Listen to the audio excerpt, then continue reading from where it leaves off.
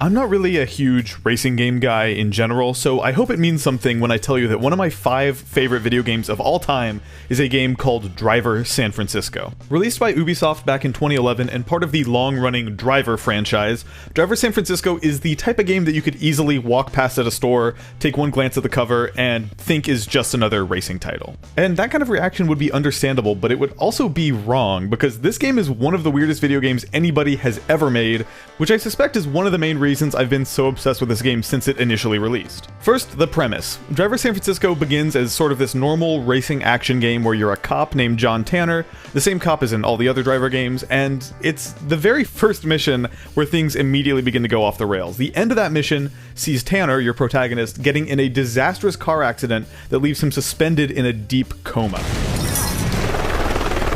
Now, I feel like this is the point where any other video game story would time skip forward a few months or years to the protagonist waking up from the coma and sort of scrambling to put together the pieces of what went down, but that's not what Driver San Francisco does. Instead, Tanner and you, as the player, spend the entire rest of the game inside of that coma.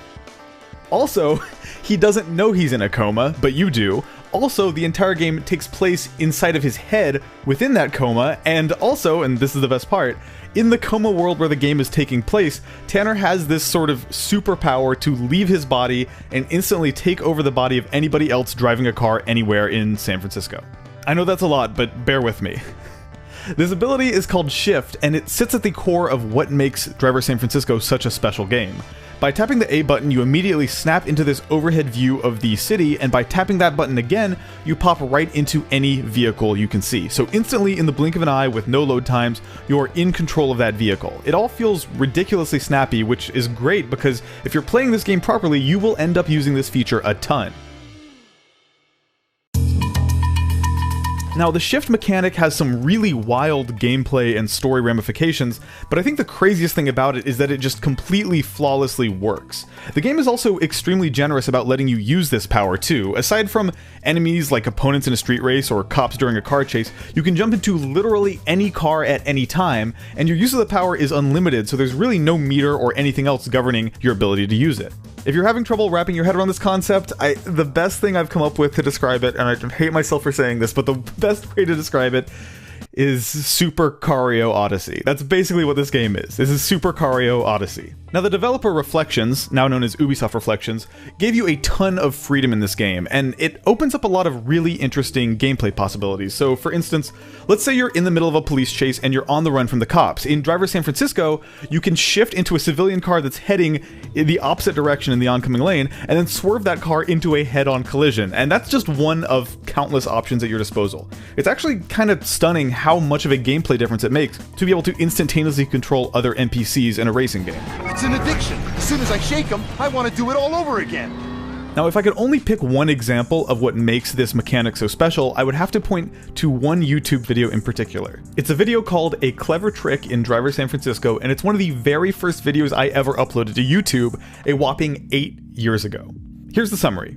I'm in a dirt buggy race, and after taking a bad turn, I managed to screw up and accidentally flip my car all the way over. So the opponent racers in this race all zoom past me, so I quickly hop out of my body and use the shift mechanic to zoom over to a nearby highway that intersects with a racetrack, looking for some sort of vehicle to help me out. It's at that point that I spot this enormous city bus and then veer that bus off the road and then manage to sort of perpendicularly parallel park the bus across the entrance of the racetrack, making sure to leave a tiny opening, just a tiny slit to drive my car through. I then switch back into my buggy and then watch in awe as every single one of the enemy AI racers smash into the side of the bus I had parked, and then I just sort of perfectly slide through that opening, which instantly takes me from last place to first place and ultimately wins me the entire race. Now, I remember this very clearly. It was an insanely gratifying moment, one that I never could have achieved in any other racing game, and it's one that perfectly demonstrates the incredible emergent gameplay possibilities of the shift mechanic.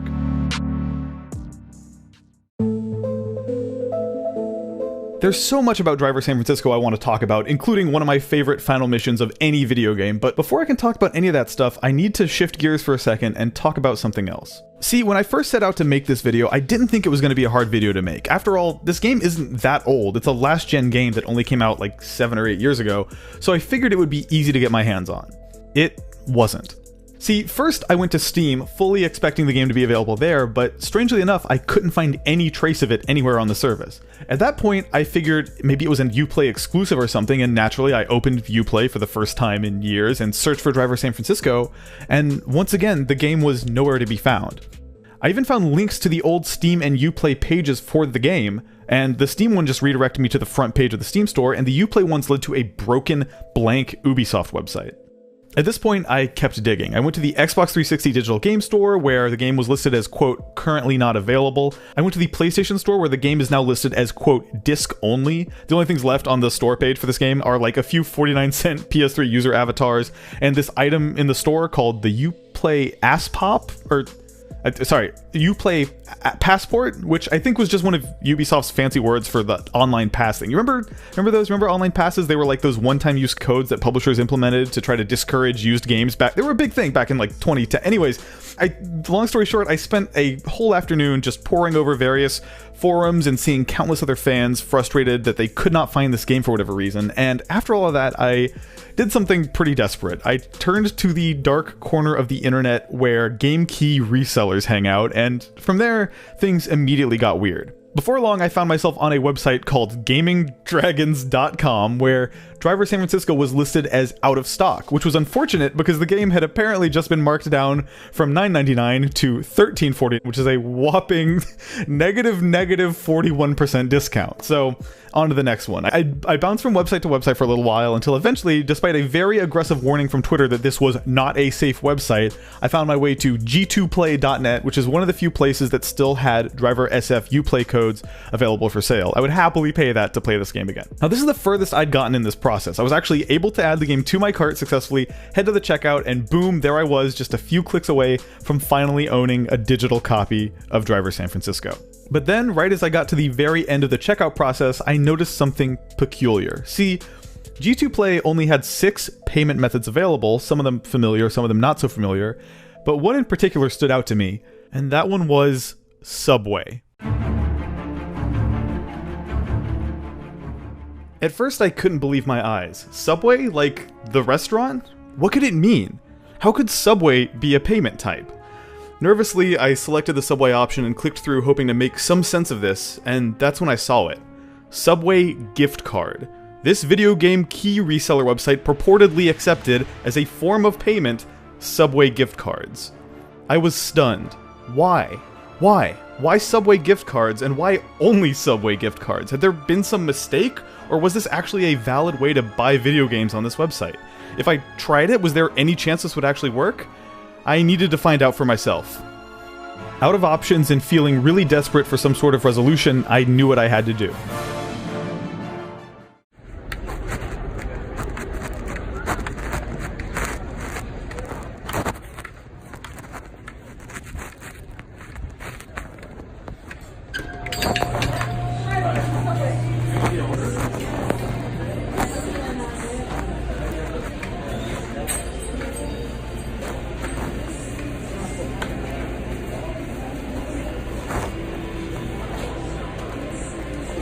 Hey, I'm just looking to get a gift card. Right in there? It just expired. It was like a card he gave me. Oh, well, okay, cool. Thank you. Hey, I'm actually looking to get a gift card. Oh, gift card. Yeah. All right. How much would you like it for? Can I get $11.72? $11 and 72 cents, please. 72 cents. All right. I realize that's a very specific amount of money. I know. I was like, huh. I'm buying a video game with it. With it? Yeah. Oh, with a Subway cash card? Mm-hmm. How can that work? It's just the website I was buying it on said I could use Visa or Subway cash card. So. Oh, wow. Interesting. Isn't that weird? All right. Thank you very much. All right. Thank you.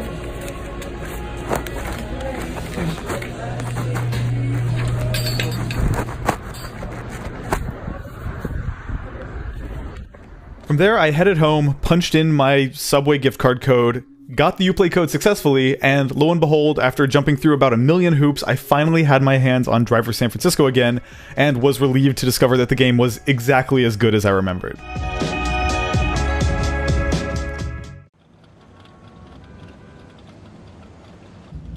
First time it happened, I was like floating above it all. Mm-hmm. Your standard near-death experience, huh? Yeah, right. The next time it happened, I could sort of pick a body, and wham! I'm inside them. Man, finish your damn donut, then I'm taking you to a shrink. I'm serious. This is real. This is happening to me. Prove it. But if I'm less than 100% convinced, I'm checking you in. Done. Coming back to Driver San Francisco after an 8-year break, I think the thing that caught me off guard this time around was how interesting the writing in the game is, and there is a lot of writing. I reached out via email to Driver San Francisco narrative designer Ian Mayer, who told me that the game contains about 270,000 spoken words of dialogue, which is an absolutely ludicrous number for a game of its kind. According to one interview that OXM conducted way back when the game was first coming out, the game apparently has more lines of dialogue than the entirety of Mass Effect 2. Now, I know that sounds insane for a racing game, but when you play Driver San Francisco, it actually kind of makes sense. The game's structure, and in particular the shift mechanic that I was telling you about, means that you're constantly hopping in and out of new characters' bodies and speaking with their co-passengers, and as a result, the game has dozens and dozens and dozens of completely distinct characters, many of whom you'll only ever meet once. Check that out, Jones. Who? Jones. It's my new name for you. Now, as it turns out, the shift mechanic is also an incredibly rich vein to mine cool narrative moments from.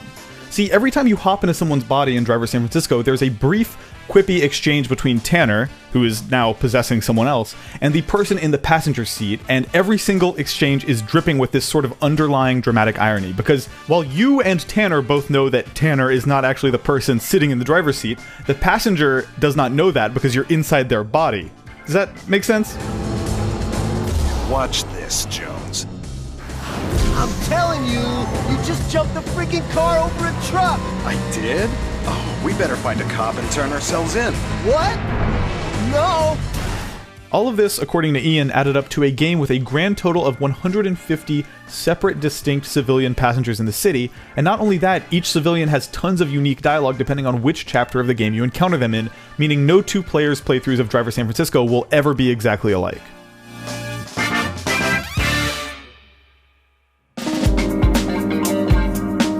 Half the time when you possess somebody in Driver San Francisco, Tanner is jumping into someone mid-conversation and has to fake his way through that conversation so as to not arouse suspicion. It ends up producing these sort of microscopic little character studies, almost like a rapid-fire WarioWare version of storytelling. It got to the point that while playing the game, I found myself actively scouting for cars that had somebody sitting in the passenger seat just so I could shift into their bodies to hear more of this game's dialogue. Some mess in here. Is this a patrol cruiser or a burger stand? Give me a break, I always clean up, don't I? For years, I've wondered about this specific aspect of the game. I wanted to know who wrote all these huge boatloads of NPC dialogue and how did they go about writing it? To answer this question, I hunted down Tom Joubert, one of the contributing writers on Driver San Francisco. Tom was part of a crack team of external writers from outside the studio who were brought on specifically to write this exact random NPC dialogue. Now, nowadays, Tom is a narrative designer with a lot of major hits under his belt, including games like FTL, The Talos Principle, Subnautica. So I had to ask Tom, how does one go about writing these tiny snippets of dialogue for dozens and dozens and dozens of incidental characters? Yeah, it was crazy when this driver thing came through, because, it came through from the agent. She said to me, we're putting together this team, it's last minute, we need all of this dialogue. And I was all set to kind of take the job and do the work and not be that excited about it. And then I read the brief and it said, it's driver, but by the way, you're in a coma and you can take over any car that you can see at any time. I loved that. What a fun little job it was. Tom shared a couple of scripts from the game's writing process, and they gave me a remarkable insight into how a game like this is actually written. I think we pitched some short overviews of who the characters were, maybe one sentence each at the start of the project, maybe 24 hours in advance, and we totally came up with that stuff ourselves. They just said, we need as many characters as you can do. There's a lot of stuff that can happen when you're driving the car in this game. You could collide with another car, you could collide with a cop car and get in a chase, and they had to account for every single one of these options for every single one of the game's 100 plus characters. It was lovely. It was lovely. It's my favorite kind of writing, because every day you're waking up and you're doing a new job, a new character, a new little side story, right? That you've got to try and somehow tell in the context of the game. Now, as fun and impressive as all of Driver San Francisco's incidental dialogue is, a lot of it's relatively straightforward once you get the concept, especially when you compare it to the game's overarching story and look at just how strange things get over the course of this game.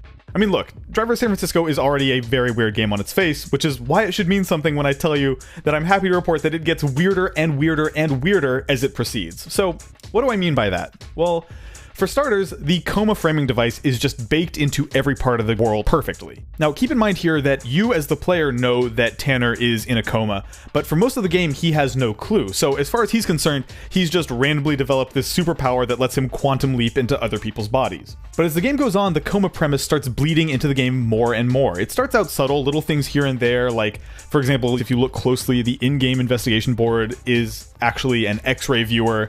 But the further you get in the game, the more intense they get. One of my favorite examples of this is incorporated into the shift ability itself. So as you progress in Driver San Francisco, you earn the ability to actually zoom further and further out, which is sort of makes the ability more powerful, right? Instead of having to just scroll around people in your immediate area, you could jump from one end of San Francisco to the other in a matter of seconds. But if you listen closely and look closely, the further you zoom out as you unlock these later zoom levels, the sound design sort of subtly shifts and changes. And when you unlock the final stage of zoom, it sounds like this.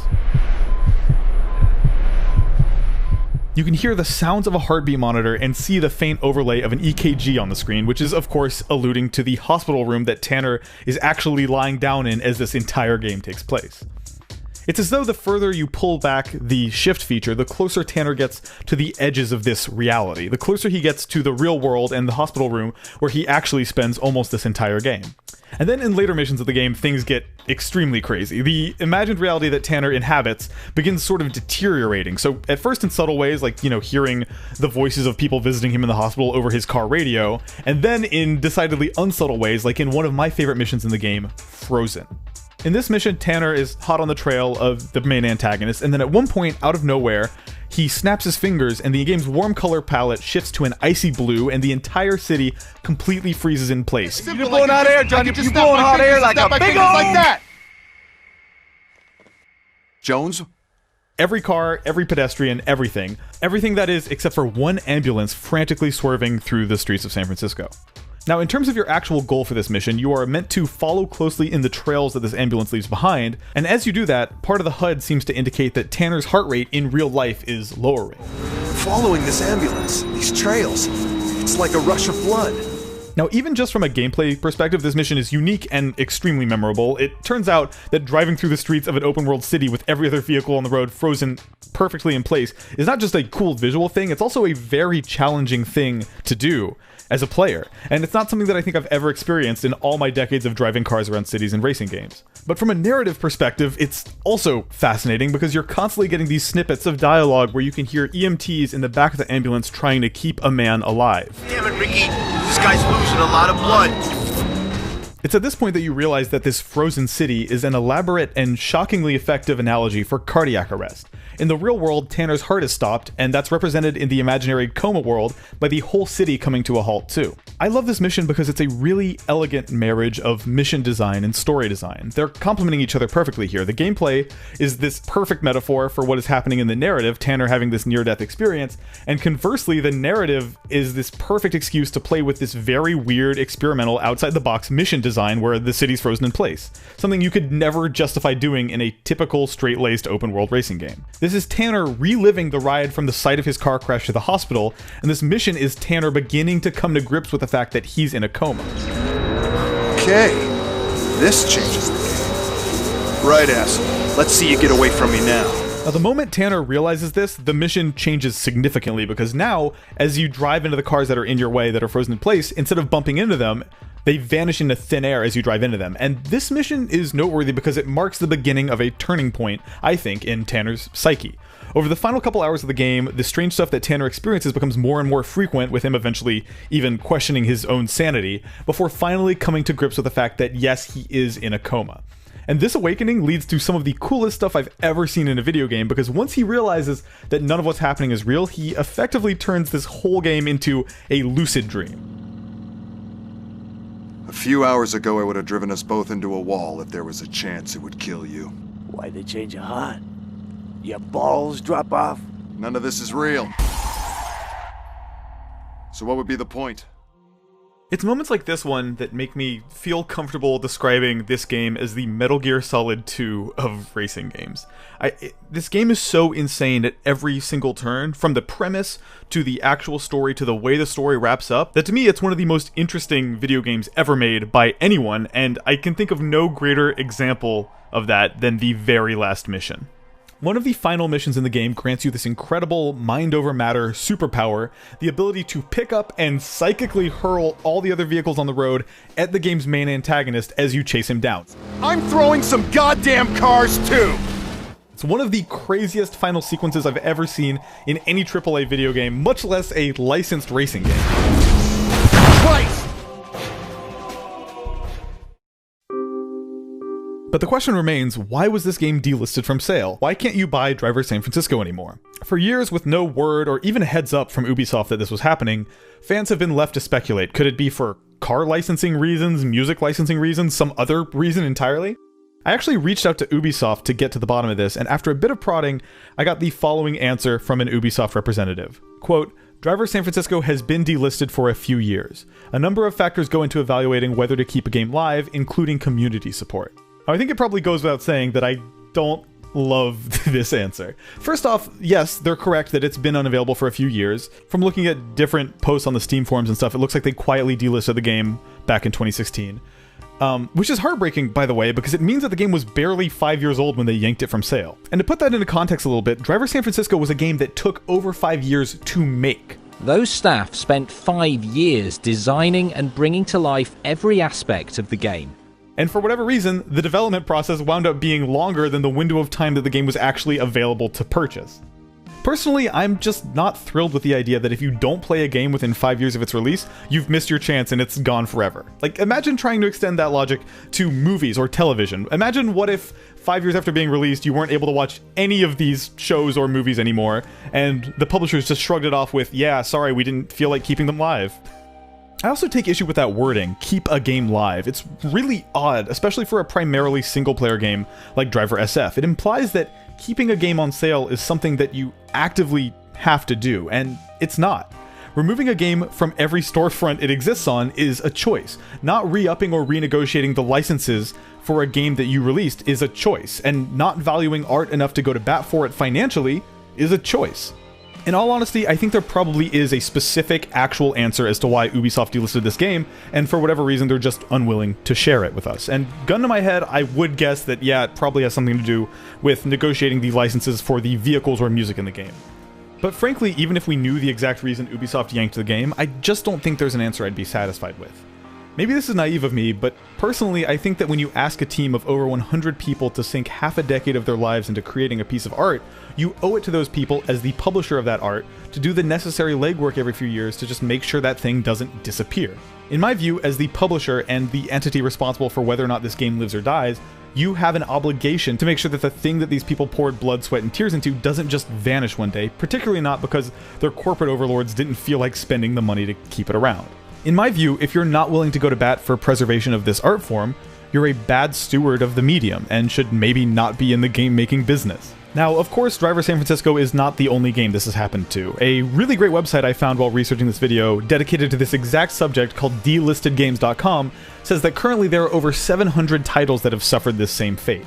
And to be absolutely clear, we're not talking about old, rare, limited physical versions of games from the 80s. We're talking about modern digital games on digital storefronts, games that ostensibly there should be infinite copies of that are no longer available to purchase, usually for dumb licensing reasons. The sad truth is that many times contemporary digital games have far, far shorter average lifespans than the mainstream games of the 80s and 90s.